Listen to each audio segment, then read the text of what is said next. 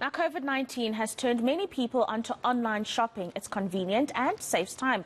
But cybercriminals are lurking, just waiting to get their sticky fingers on your hard-earned money. Robert Marston from SeaCom joins us now to tell us how to avoid those sticky fingers accessing our hard-won cash. Thank you so much for your time this morning, Robert. I spoke about the fact that it's convenient to shop online, and it's just made things very easy, but it's also just increased opportunity for cyber criminals who are doing some nefarious things online. Morning, Rafa. Absolutely, yeah.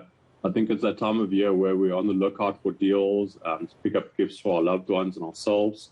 And unfortunately, it makes an opportune time for hackers or online scammers to take advantage of us. So I think some of the things to look out for is to look out for fake deals or websites, and don't become a victim. Don't just click on any links that you receive via social media, such as WhatsApp or Facebook. Rather type in the retailer's website address or into your browser, or Google the retailer's name and take you directly to the retailer's website and surf to the deal that way.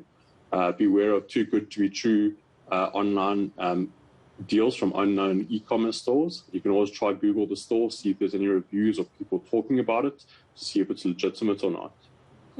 Robert, I've been getting a lot of SMSs from my bank, as an example, to warn us against fraudulent websites and links.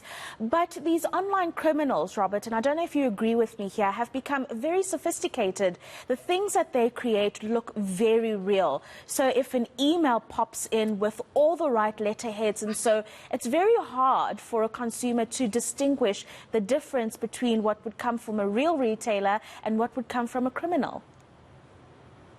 Absolutely.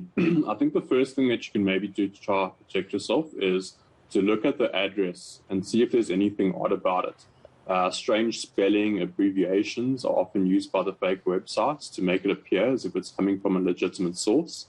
You can also check the site to see if it's using secure HTTP. Your browser will typically display a small padlock icon, and the URL will start with HTTPS. Your browser will also give you a warning if the site is not secure, and that's generally a good sign that something's amiss.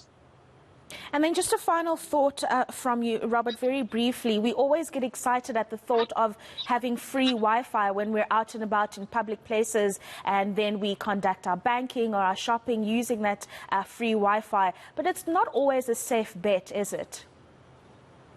Absolutely. So it's very tempting, as you say, to use free Wi-Fi when you're traveling. Be on the lookout, though, for unsecure Wi-Fi networks.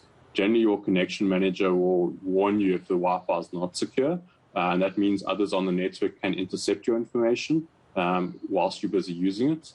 Rather stick to using your own data, or if you happen to be traveling and you don't have data, speak to someone in information to get the legitimate Wi-Fi networks that you can connect to. Brilliant. Thank you so much for those tips. And that is to protect yourselves from scammers who are going to be watching you very closely as they try to rob you when you are doing basic things, online banking or shopping. Robert Marston, many thanks for your time this morning. And he's the global head for SeaCom, giving us some insights there and some tips to protect yourself this festive season.